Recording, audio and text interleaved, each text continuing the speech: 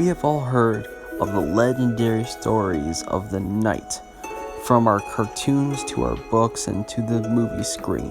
The story of fearsome warriors who fought for virtue and everything glorious in this life.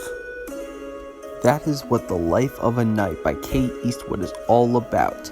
The Life of a Knight is an illustrated and information book based on the exploits and the wonders of the livelihood of a knight. I chose this book and this project because I've always been fascinated with the tales, the legends, and the stories of medieval society and the knight, and on how romanticized and how extensive and fascinating it can truly be.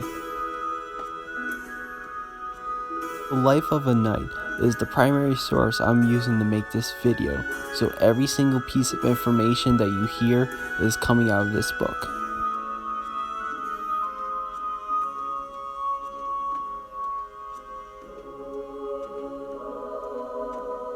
The knight has taken on many titles and duties in his legendary tale, from a powerful warrior in battle who can change the tide with just his presence, to a loyal vassal and brother to all his fellow knights and to the Lord who is above him.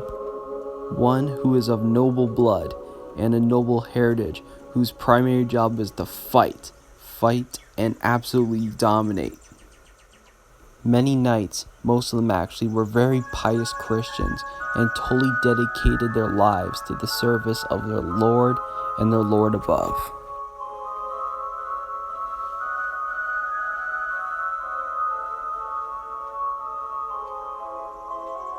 The Middle Ages were a time frame from 500 AD to 1500 AD. The primary rulers of government were kings and nobles who ruled their kingdoms, also known as fiefdoms. The type of government from which kings and nobles ruled from was the government of feudalism, where kings and nobles were on top, knights and lesser nobles were in the middle, and then the peasants were all on the bottom.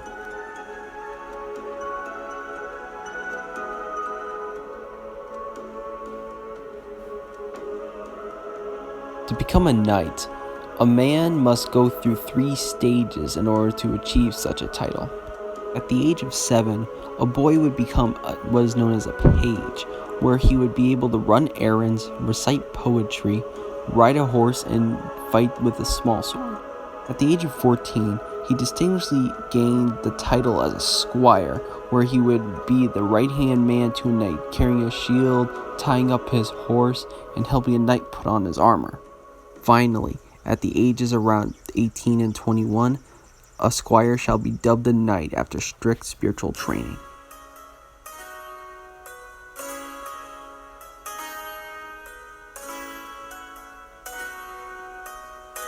The knight's armor has changed over from time to time and has never stayed the same.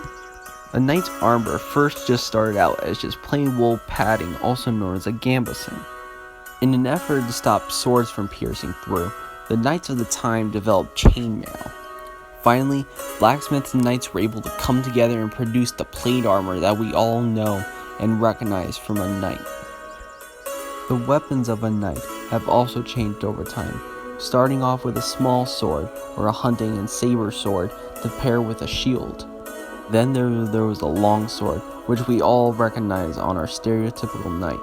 Knights would then use spears and lances, especially when on horseback, to engage targets from a length. Finally, poles with heavy objects, also known as maces, were developed to stop and pierce through the armor with a blunt force.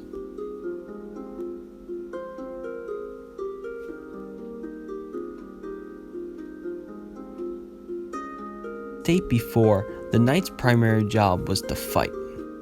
He would faithfully fight and give up his own life for his lord and his kingdom. Knights also fought to gain land, and fighting was the best way to procure some. A popular method of doing this was to surround a king's castle and landing and lay siege to it, cutting off all supplies from getting in and out. Sometimes the knight would build a siege machine such as a trebuchet or a siege tower to break down the walls and scale into the castle. Archers played a pivotal role in the siege while keeping the enemy's heads down and pushing them back.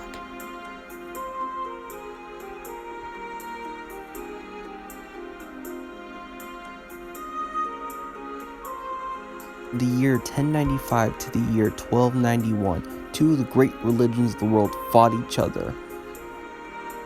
They were the Islamic Muslims of the Middle East, Catholic Christian nobility from Europe, called by the Pope for a crusade.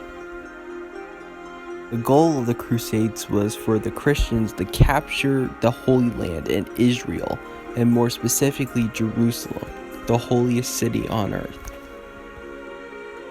With the knights and warriors of these crusades passing to legends, there would be officially 7 of them. The first one is the one that is well chronicled, with the Christians recapturing Jerusalem, only to lose it, and knights going rogue and killing everyone in the next 6 crusades.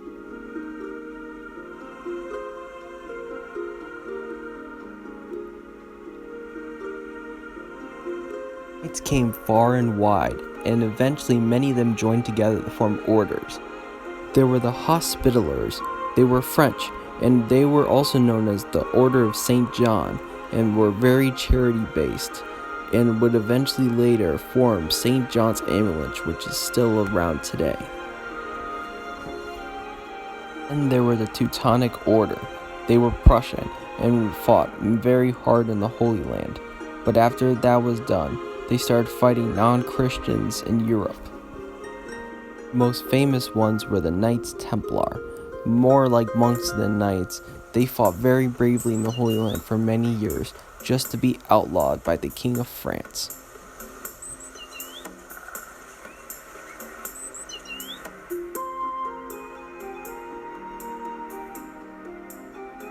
Even though a knight's job was to fight, they weren't always out fighting. When not fighting, they would stay home in their fiefdoms and manors and manage property and their taxes.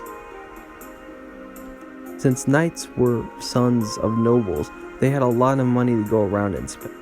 Knights would often host guests and host great banquets and dinners listening to minstrels and songs. Chess was a popular game for knights to play against each other and learn strategy. When it came to love and marriage, knights usually married a woman betrothed to him due to her family connections and wealth.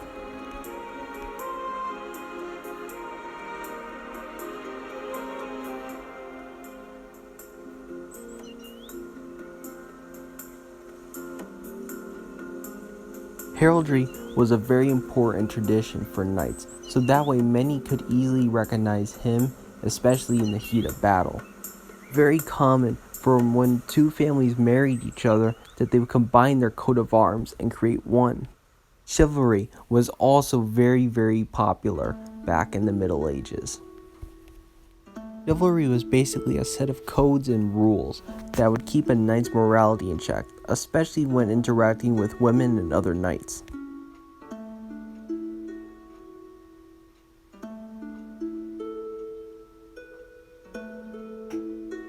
How did the legend of the knight come to an end? Well, there are 2 main reasons. The first one being archers. Archers became the primary battle-hardened veterans that they did because of how important they were. A knight could have turned the tide of battle, but once an arrow pierced his armor, he was rendered useless. After archers took the importance in the spotlight in the heat of battle, many knights turned to becoming mercenaries and threw away all their codes and morality for the dollar.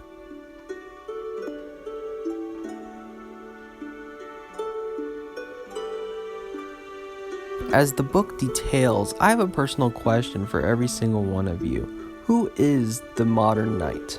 Is it the combat soldier in the infantry who run headfirst into a battle to save his buddy? Or is it the pilot in the air, jousting and fighting along with other pilots in a sense of noble and a determined cause? Is it the parent who will get up from 9 to 5 every single day just to put food on the table? We'll never see a medieval knight in our time, but it's nice to reminisce and think about how cool of a life a knight could have had.